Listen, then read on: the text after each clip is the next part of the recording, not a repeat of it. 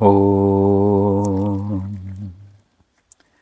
দিক্কালাদ নবচ্ছিন্ন অনন্ত চিন্মাত্রমূর্তয়ে স্মানুভূতে কমনায় নমো শান্তায় তেজসে ঋতম আত্মা পরম ব্রহ্ম সত্যমিত্যাদিকাবুধৈ কল্পিতা ব্যবহারার্থম সংজ্ঞাতস্য মহাত্মনঃ।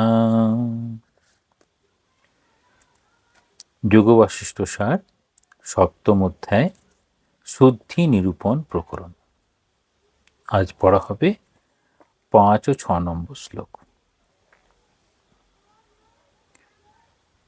দেহোহম মানপাশেন দৃঢ়ং বদ্ধোऽসি সর্বতঃ বোধোহম জ্ঞানখড়্গেন ত্বং নিকৃন্তো সুখী ভব। দেহ অহম মানপাশেন সর্বতঃ দৃঢ়ং বদ্ধোऽসি বোধ অহম জ্ঞান খড়্গেন তম নিকৃন্ত সুখী ভব। হে রাম, আমি দেহ, এইরূপ যে মান অর্থাৎ দেহাভিমান, তাহাই বন্ধক বলিয়া পাশ সদৃশ, উহা দ্বারাই তুমি সর্বতোভাবে বদ্ধ হইয়া আছো। তাহলে দেহ অভিমান, এটি সব থেকে বড় অভিমান। সাধারণভাবে এই দেহ বলতে আমাদের পঞ্চকোষের মধ্যে অন্নময় কোষ, সেটি দেহ। সেই দেহ অন্নময় কোষ, এই অন্নময় কোষকে কেন্দ্র করেই প্রাণময়, মনোময়, বিজ্ঞানময়, আনন্দময়, এগুলো হচ্ছে বাকিগুলো। যেমন অন্নময় কোষ হলো এটা স্থূল শরীর, তারপর সূক্ষ্ম শরীর, যেগুলো এই শরীর চলে যাওয়ার পরে, অর্থাৎ দেহান্ত হলো বা মৃত্যু, যেটা আমরা বলি আমাদের সহজ কথায় মৃত্যু বলতে যা বোঝায়, দেহটা থাকলো, বাকি যেগুলো আর দেখা যায় না সেটিকে বলা হবে সূক্ষ্ম শরীর।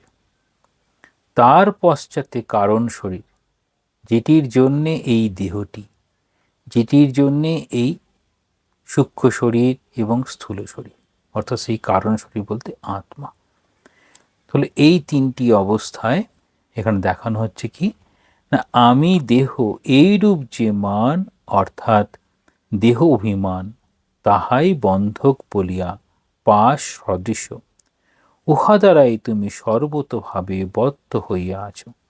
সাধারণভাবে আমরা এই দেহেতেই বদ্ধ, এই দেহেতে বদ্ধ, অর্থাৎ আমি কাঁচা আমি। তাহা হইলে কি কর্তব্য তাহাই বলিতেছেন।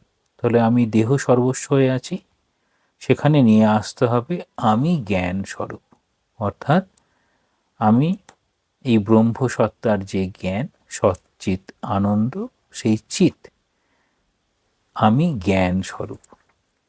এই খড়গ সদৃশ দৃঢ় জ্ঞান দ্বারা ওই দেহ অভিমান বিচ্ছিন্ন করিয়া সুখী হও, অর্থাৎ স্বস্বরূপভূত আনন্দে প্রতিষ্ঠিত হয়।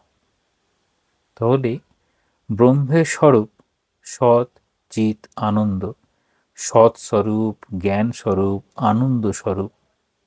যেহেতু এটি অদ্বৈত বেদান্তকে প্রকাশ করছে, সেখানে জ্ঞানের কথা বলা হয়, সেজন্য সব কিছুতেই জ্ঞান এটিকে অবলম্বন করেই আগাতে হবে।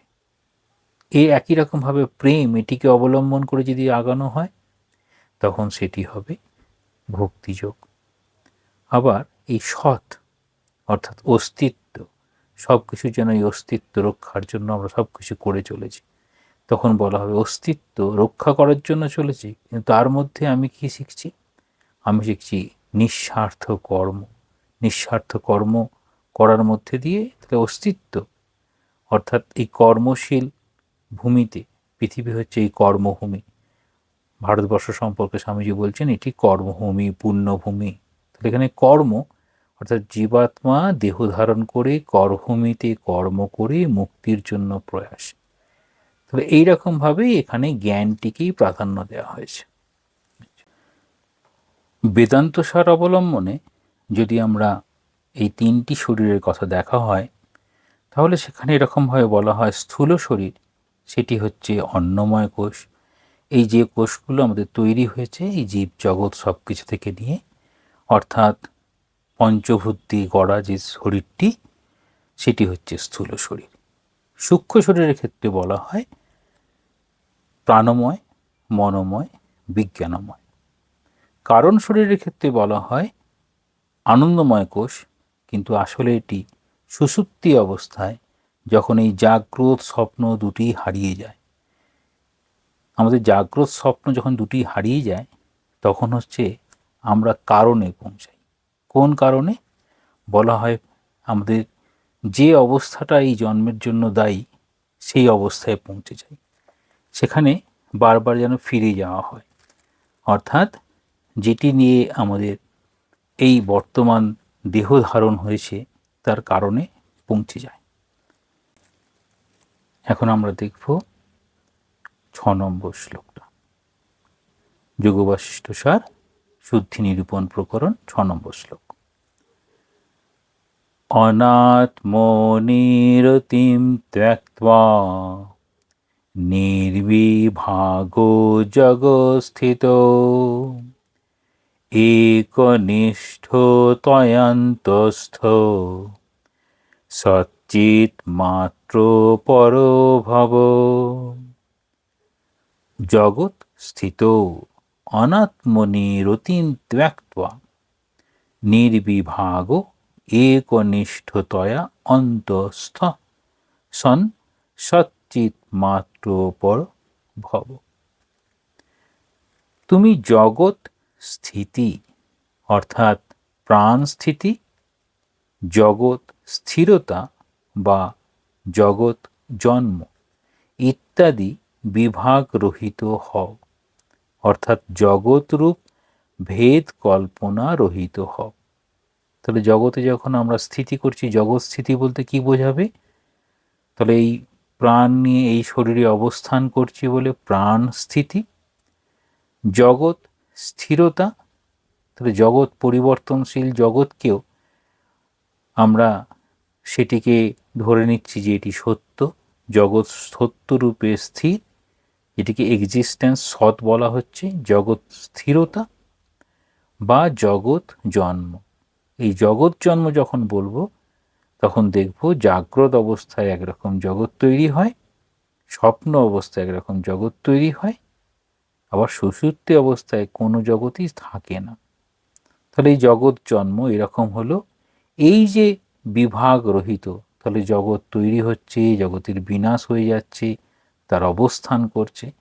বলছেন তুমি এই জগতের এই বিভাগ রহিত, অর্থাৎ তুমি এই জগৎ থেকে নিজেকে সরিয়ে নিয়ে এসো।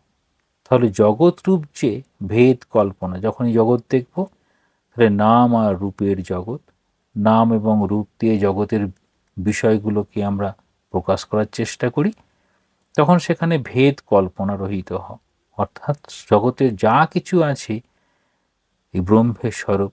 শঙ্করাচার্য বলছেন অস্তি ভাতি প্রিয় নাম রূপ। এই অস্তি ভাতি প্রিয়, এক্সিস্টেন্স নলেজ প্লিজ, অস্তি ভাতি প্রিয়, এই তিনটি হচ্ছে ব্রহ্মের স্বরূপ, আর নাম ও রূপ হচ্ছে জগতের স্বরূপ। সব কিছুর মধ্যেই অস্তি ভাতি প্রিয় রয়েছে, সকল বস্তুই ব্রহ্ম, সেই ধারণা থেকে। এবার ভেদ কল্পনা যদি না থাকে, অর্থাৎ সেখানে নাম রূপটা চলে গেল, সব জায়গাতেই অস্তি ভাতি প্রিয় রূপে ব্রহ্ম অবস্থান করছে। এক আত্মাতেই নিশ্চল রূপে স্থিত এবং বহিরিন্দ্রিয় ব্যাপার রহিত হও। অতএব নিত্য জ্ঞান স্বরূপ যে ব্রহ্ম তৎপর হও, অর্থাৎ তুমি তাহার সহিত একীভূত হও। তাহলে নিজেকে কিভাবে আমি একীভূত করব ওই নিত্য জ্ঞান, নিত্যই ব্রহ্মের স্বরূপ সম্পর্কে? যদি বলে কী প্রকারে আমি এইরূপ হইব, তবে শোনো, বলছেন কিসে? দেহ ইত্যাদিতে, দেহ ইত্যাদিতে আসক্তি ত্যাগ না হইলে জ্ঞানোদয় হইতে পারে না। তবে যতক্ষণ দেহ বুদ্ধি থাকছে, দেহেতেই আসক্তি থাকছে, ততক্ষণ এই জ্ঞানটি হয় না। কেন বলা হবে?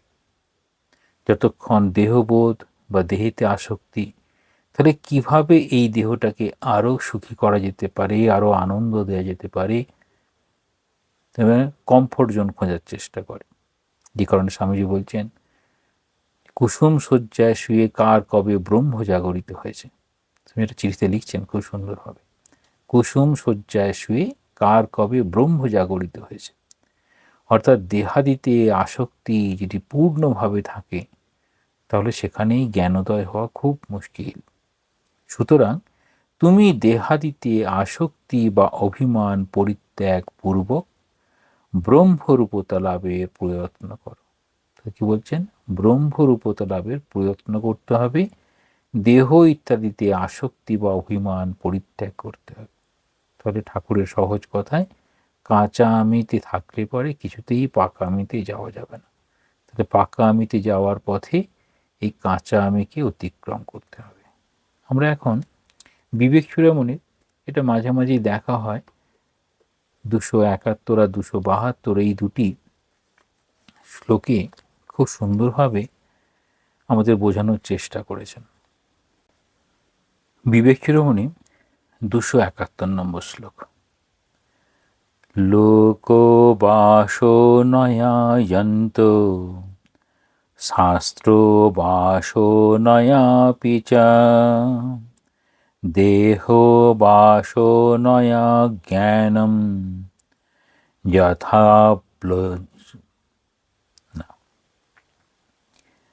লোকো বাসনয়া যন্ত শাস্ত্র বাসনয়াপি চ দেহ বাসনয়া জ্ঞানম যথাবৎ নৈব জায়তে। বলছেন যন্ত নেই জীবের লোক বাসনা, অন্য লোকেদের খুশি করার ইচ্ছের জন্য, শাস্ত্র বাসনয়া, শাস্ত্র চর্চা আর শাস্ত্র বিচারের বিশেষ অনুরক্তির জন্য, দেহ বাসনয়া ও পিচ, আর দেহের সৌন্দর্য বৃদ্ধি ও ভোগ সুখের চেষ্টার কারণেও, যথাবৎ জ্ঞানম, যথার্থ জ্ঞান, নৈব জায়তে, জন্মাতেই পারে না। তাহলে তিনটি বিষয় বলছেন। দেখা যাবে স্বামীজির বিশেষ গুণ সম্পর্কে শ্রীরামকৃষ্ণ যেগুলির মহিমার কথা বলেছেন, সেগুলি প্রথমেই সেখানে লোকমান্যতার জন্য একান্ত অভাব, মানে লোকে কি বলবে, লোককে খুশি করার চেষ্টা একদম করছেন না। সবার সামনে একদম বাজিয়ে দেখো, টং টং করছে, একদম কোনোরকম, যেমন ভাবের ঘরে চুরি, যেটি ঠিক সেটিকে একদম সরাসরি বলিষ্ঠভাবে প্রকাশ, এরকম স্বামীজির সব গুণগুলো ঠাকুরের খুব ভালো লাগতো। অন্য লোকেদের খুশি করার ইচ্ছে, শাস্ত্র চর্চা ও বিচারে বিশেষ আসক্ত ভাব ও দেহের সুখ সৌন্দর্য বৃদ্ধির চেষ্টা, এই সব থাকলে জীবের যথার্থ জ্ঞান হতে পারে না। কি বলছেন? জীবের যে লোকবাসনা, অর্থাৎ অন্য সবাই আমাকে ভালো বলুক, এটি খুব বড় ব্যাপার। লোকে আমাকে ভালো বলছে। স্বামীজি কর্মযোগে বলছেন, প্রকৃত বীর বলতে গিয়ে বলছেন, ওই লোকের বাহবার সামনে ওই মূর্খ ওই মহাপণ্ডিতের মতো কাজ করতে পারে, দুর্বল ও মহাবীরের মতো কাজ করতে পারে, এইরকমভাবে বলছেন। অর্থাৎ এই মঞ্চের আলোকে সবাই একটা অন্যরকম ভূমিকা নিতে পারে, আমার সম্বন্ধে খুশি থাকুক, এরকম একটা ইচ্ছে, এই আত্মজ্ঞান লাভের পক্ষে বাধা। তাহলে আমার সম্বন্ধে খুশি থাকুক, আমরা সকলকে খুশি করতে যাই, করতে গিয়ে আমরা নিজের নীতির বাইরে চলে যাই। এই খুশি করতে যাওয়ার প্রচেষ্টা, তাহলে আমার নীতিভ্রষ্টের প্রথম কারণ। এই যে আমরা মানুষের মনোরঞ্জন করে চলতে চাই, সেটা কেন চাই? কারণ আমার যে একটা আমি আছে, যেটা আমাকে আর সকলের থেকে পৃথক করেছে, সেই আমি এতে সুখ অনুভব করে। আমাকে কেমন সবাই ভালো বলছে, আমি অন্য পাঁচজনের থেকে কত আলাদা, এরকম একটা ভাবনা বেশ ভালো লাগে। কিন্তু এ তো দুই দেখা অজ্ঞান, যে আমি সকলের আমি, এই ভাব আমায় তার থেকে সরিয়ে দিচ্ছে। তাহলে কি বলছেন? যে জ্ঞানটা ওই ওয়াননেস অফ দ্য ইউনিভার্স, জগতের একত্ব দেখানোর চেষ্টা করে, সেই জ্ঞান থেকে সরিয়ে দিচ্ছে। তেমনি একই রকমভাবে আমার যদি শাস্ত্র চর্চা, শাস্ত্র বিচারের উপর অত্যন্ত আসক্তি জন্মায়, তার মানে হচ্ছে আমার মনোগত ইচ্ছা বিদ্বান বুদ্ধিমান বলে একটা প্রতিষ্ঠা লাভ করা। অদ্ভুতভাবে বলছেন, আমি জগতে বিদ্বান, ওই বিদ্বান সর্বত্র পূজ্যতে স্বদেশে পূজ্যতে রাজন, বিদ্বান সর্বত্র পূজ্যতে, এই বিদ্বান হওয়ার চেষ্টা করছে। তাহলে কি হলো? শাস্ত্রচর্চা, পণ্ডিত, ওই পণ্ডিত অভিমান চলে এলো। তাহলে এখানে বলছেন কি হলো?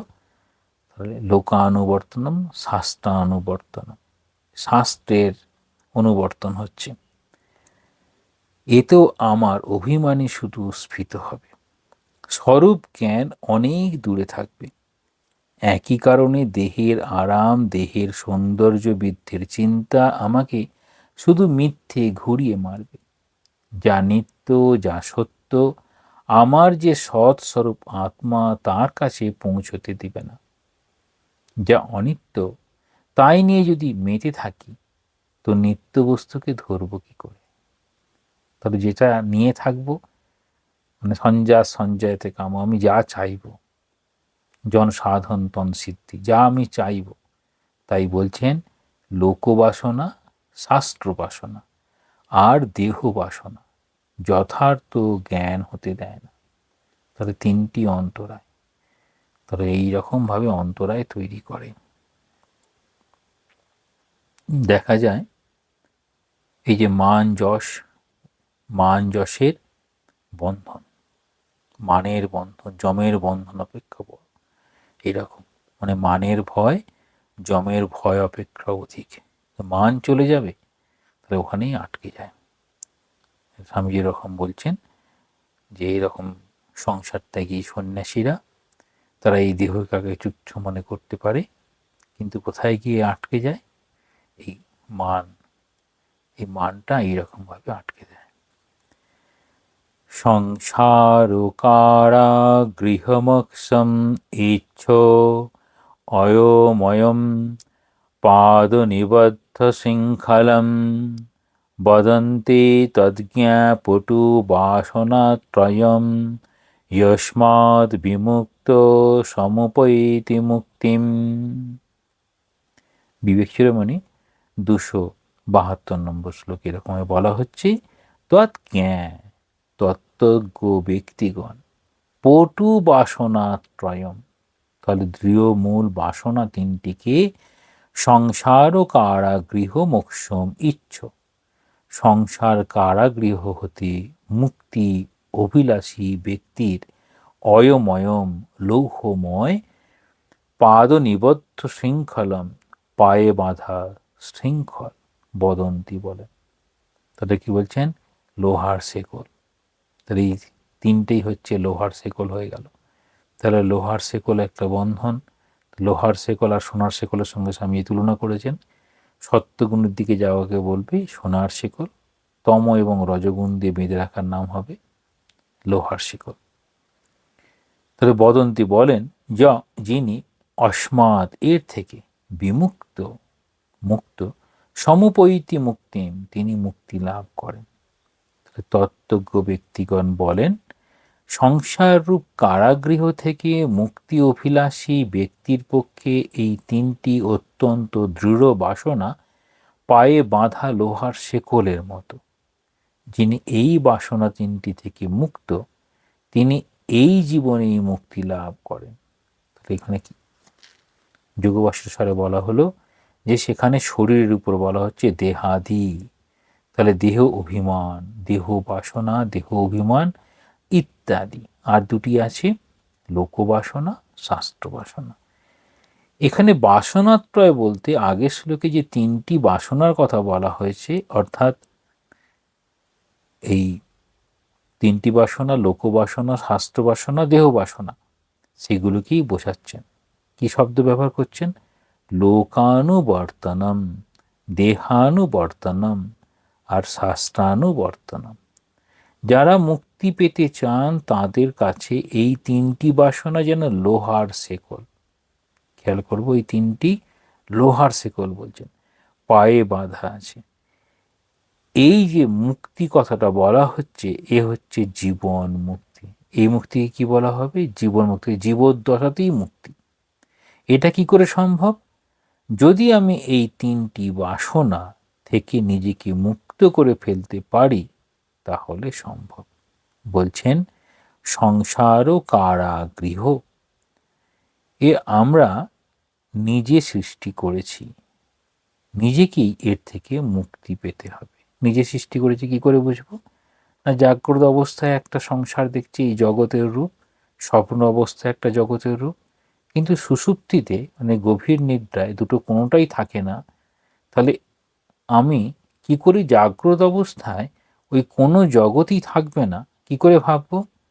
না, জগৎ থাকবে, তার প্রতি বিশেষ আকর্ষণ বোধ আমাদের কমে যাবে, যেটিকে মা বলছেন নির্বাসনা। আমি তার থেকে আলাদা করে বিশেষ কিছু চাইব না। ঠাকুর কিরকম উদাহরণ দিচ্ছেন? শ্রীরামকৃষ্ণ উদাহরণ দিচ্ছেন, মাছ ঘুণির মধ্যে বাঁধা পড়েছে, বেরোতে পারছে না।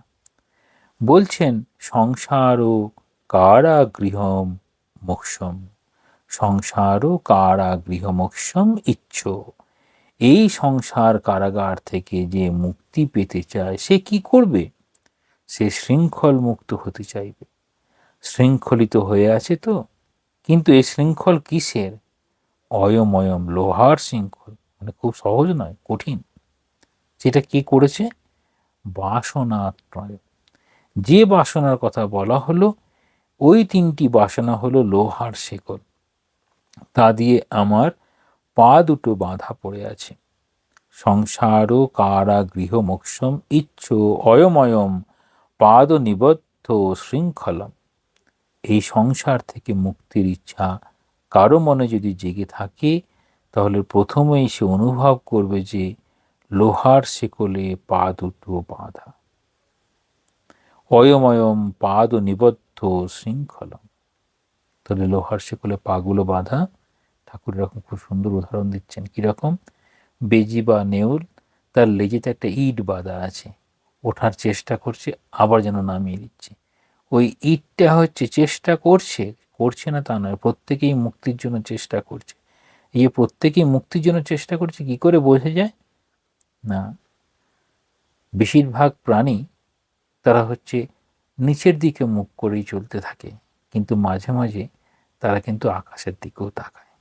মানে মাটির থেকে তাদের উচ্চতা খুব বেশি নয়, সেজন্য যেন দৃষ্টি যেন বদ্ধ হয়ে যাচ্ছে মাটির কাছে, কিন্তু যখন ঊর্ধ্ব দৃষ্টি করে বা দিগন্তের দিকে যা তাকানোর চেষ্টা করে, তখন সে অনেক দূরের দেখার চেষ্টা করে।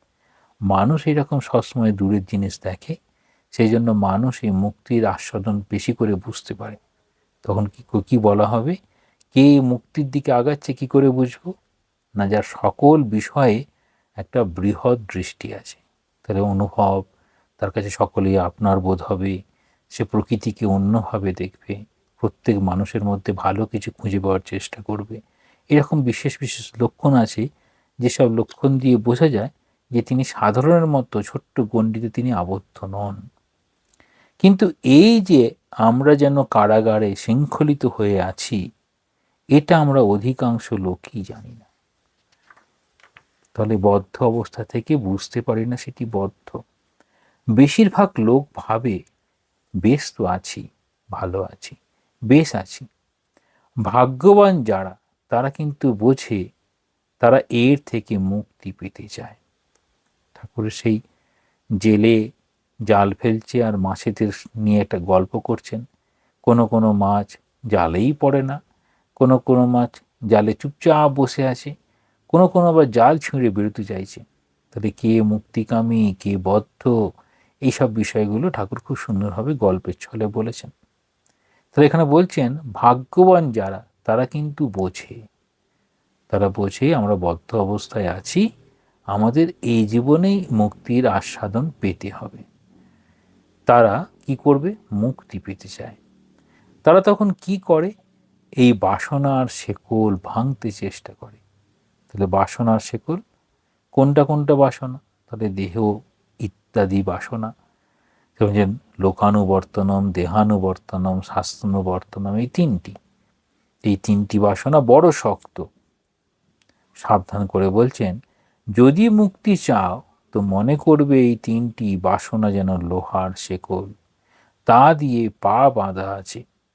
এই তিনটি বাসনা হলো লোকানুবর্তনম, দেহানুবর্তনম আর শাস্ত্রানুবর্তনম। লোকানুবর্তনম মানে লোককে খুশি করার চেষ্টা, আর দেহানুবর্তনম মানে দেহকে নিয়ে মেতে থাকা, ক্ষুধা তৃষ্ণা এ সবাইকার থাকে।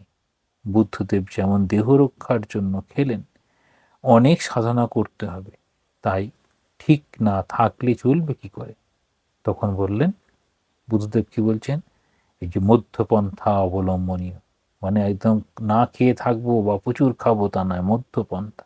সব কিছুতেই মধ্যপন্থা অবলম্বন করে নিজের সাধনাকে ধরে রাখতে হবে। সেন্ট ফ্রান্সিস অফ অ্যাসিসি যেমন শরীরকে বলতেন ব্রাদার অ্যাশ, ভার বইবে তো তাই অ্যাশ। কিন্তু শরীর সর্বস্ব হলেও চলবে না, শরীরকে সুস্থ রাখতে হবে, কারণ এ একটা উপায়, আমাকে এগিয়ে নিয়ে যাওয়ার একটা উপায়, তার বেশি নয়। তারপর শাস্ত্রানুবর্তনম, নিজের পাণ্ডিত্য জাহির করার জন্য অনেক শাস্ত্র পড়েছি, এ বন্ধনের কারণ। এরকম শাস্ত্রপাঠ সম্বন্ধে শঙ্করাচার্য আগে বলেছেন, ভুক্তয়ে নত মুক্তয়ে। শাস্ত্রগুলো ভুক্তয়ে, আমার জন্য ভোগের বিষয়কে জোগাড় করে দেবে, মুক্তির জন্য নয়। তাহলে ভোগের জন্য যেন শাস্ত্র, সেই জন্য একই রকমভাবে কর্ম যোগ না হয়ে ভোগ হয়ে যায়। কর্ম করছি তা আমাকে ভগবানের সঙ্গে যুক্ত করছে না, আমার যেন বাসনা পূরণের চেষ্টা করছে, তাহলে কর্ম ভোগ হয়ে যাবে। এই তিনটি বন্ধন কাটাতে পারলেই মুক্তি আসবে। যারা তত্ত্বজ্ঞ, অর্থাৎ যাদের তত্ত্বজ্ঞান হয়েছে, তারা এই কথা বলছেন, ইয়া অস্মাদ বিমুক্ত সমুপৈতি মুক্তি, এর থেকে মুক্ত হয়েছে সেই মুক্তি লাভ করে, জীবন মুক্ত হয়ে অবস্থান করে। শ্রীরামকৃষ্ণের জীবনে আমরা দেখি লোকানুবর্তনম নেই, কারোর কথায় কোনো ধার ধারছেন না। দেহানুবর্তনম তো নেই, পরনে কাপড় আছে সেটিই বুঝতে পারছেন না, খাওয়া যেমন যা পেলেন তাতেই চলছে। আর শাস্ত্রানুবর্তনম, সে তার থাকার কোনো কথা নেই, শাস্ত্র না পড়েই তিনি শাস্ত্রের ব্যাখ্যা স্বরূপ, তার জীবনে শাস্ত্রের প্রমাণ। তাহলে বলছেন ঠাকুর কীভাবে করেছেন, ঠাকুর, মা, স্বামীজি, সমস্ত যারা আচার্য মহাপুরুষ যারা এসেছেন, তারা তাদের জীবন দিয়ে দেখান যে কীভাবে এটি পারা যায়। একই রকমভাবে যোগবাসিষ্ঠ স্যার বলছেন, এই দেহাদিতে যে আসক্তি, তাহলে দেহাদি আসক্তি সব আসক্তির মূল। তাহলে এর ঊর্ধ্বে যাওয়ার জন্য যত আমরা চেষ্টা করব, সেই জন্য বলা হয় সমাধানের কথা। অর্থাৎ আমাদের মন যে বিষয় নিয়ে চললে পারে, ভগবানের দিকে যেতে পারে বা সৎ ভাবের দিকে যেতে পারে, সেই ভাবটা যত আনার চেষ্টা করা হবে, তত দেহাদিতে আসক্তি ত্যাগ করার কথা বলা হয়। এই দেহাদিতে আসক্তি ত্যাগের প্রথম পর্যায় হিসেবে দেখানো হয় বিভিন্ন ধর্মের বিভিন্ন ভাবনার সংস্কৃতিতে।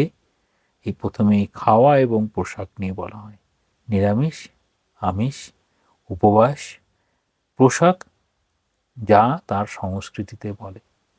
অর্থাৎ যদি হিন্দু হয় তখন সেখানে ধুতিটাই প্রাধান্য পাবে, মায়েদের ক্ষেত্রে শাড়িটাই প্রাধান্য পাবে।